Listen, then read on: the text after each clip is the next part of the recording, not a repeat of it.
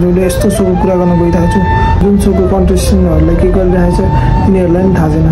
र मलाई मतलब पनि छैन र यिनीहरुलाई लभ पार्टनर चाहिँ चखेवाको जोडी जस्तै चाहिएको छ त्यसैले they are in blinded so अब भिडियो सुरु गरौँ आई एम राम मलाई यो संसारमा यस्तो मान्छे मन पर्छ मान्छे सरल होस् बोली नरम होस् चरित्र शुद्ध होस् आत्माले शान्ति पाओस् र मस्तिष्कले बुझ्न पाओस् यस्तो केटी चाहिएको मलाई गाइज यो त्यही राम हो जसले नेपाली व्याकरणमा भात खाएको खाइ गर्छन् यो अहिले चाहिँ यो सोमा आएर अडियन्सहरुको दिमाग अरे यार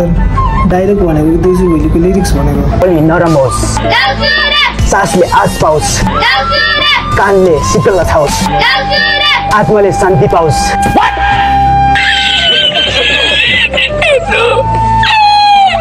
यो बीचमा के भनेको आत्माले शान्ति पाओस् बुढोको कुरा सुनेर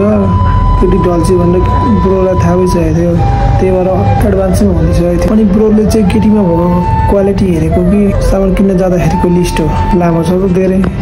यदि ब्रोले यस्तै क्वालिटी खोज्दै हिँड्यो भने आफै पोपट लाग्नुहुन्छ त I am Soicha. म यहाँ केटाहरूलाई हनी ट्र्याप मनी ट्र्यापमा फसाउन आएको होइन मेरो मायाको जालमा फसाउन आएको अब हाम्रो नेक्स्ट कन्टेस्टेन्ट चाहिँ नाममै छ्या भएको सोइचा सिस्टर चाहिँ स्पाइडरम्यान बनेर आफ्नो मायाको जालमा केटाहरूलाई फसाउन आएको मनी ट्र्याप त्यसमा होइन अब मायाकै जालमा फसाएर र सम्पत्ति नै झ्याप पारेपछि किन चाहिएको त मनी ट्र्याप अब मेरो लेभलको लागि चाहिँ लाइक स्ट्यामिना हुनुपर्छ मेरो लेभलको लागि तिमीमा छ स्ट्यामिना भने फेरि जहाँ पाइते देखाउनु पनि मिल्दैन ए भगवान भर्खर त भेट भएको छ कुपैमा म्याराथन भिड्ने जस्तो स्ट्यामिनाको कुरा गर्छ नि त इज भेरी फास्ट गाइज म त इन्डिपेन्डेन्ट छु तिम्रो पैसा मलाई के म्याटर गर्दैन A few moments later भन नि त ब्याङ्क अकाउन्ट कति छ 50,000 छ कि 1 लाख छ कि 5,000 छ कि 10,000 छ कि त्यो एउटा उस्तो हो नि नम्बर त हो नि त्यति नम्बर भन्न पनि तिमीलाई यति साह्रो इगो हर्ट भयो कि छँदै छैन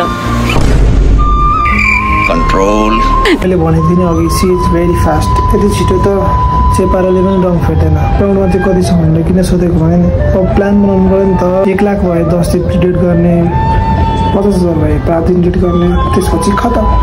बाई बाई र स्टामिना रहेछ कि देखाउनु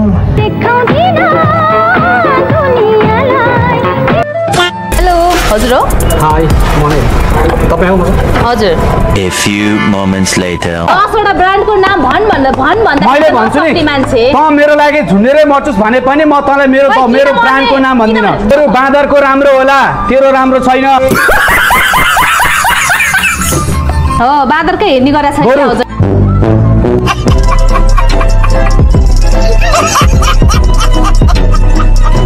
टम एन्ड जेरी पनि यति छिटो लड्दैन यार यति छिटो यिनीहरू लडिरहेको छ यसले डेट गरेको कि डिबेट यिनीहरूलाई हेर्दा त रोडिजको डिसिसन जस्तो लाग्छ त कतै बिहे हुनुभन्दा पनि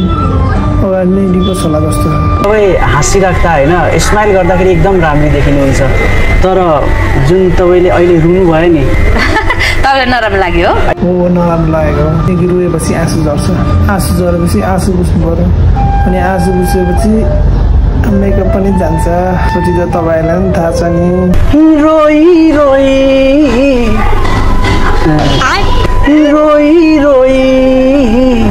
छोडी जाने कसम खानेले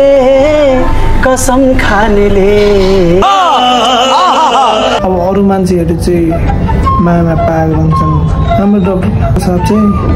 मायामा सिङ्गर भइसके भोइस लेभलमा जाने मान्छे कहाँबाट झुक्केर ब्लाइन्डेडमा आएछ नि अनि आजको रोज भिडियो चाहिँ यति सकिन्छ हजुरहरूलाई कस्तो लाग्यो मन परेमा लाइक कमेन्ट सेयर सब्सक्राइब हालेर यो च्यानलको फ्यामिली बनेको होला हस् गाइज नमस्ते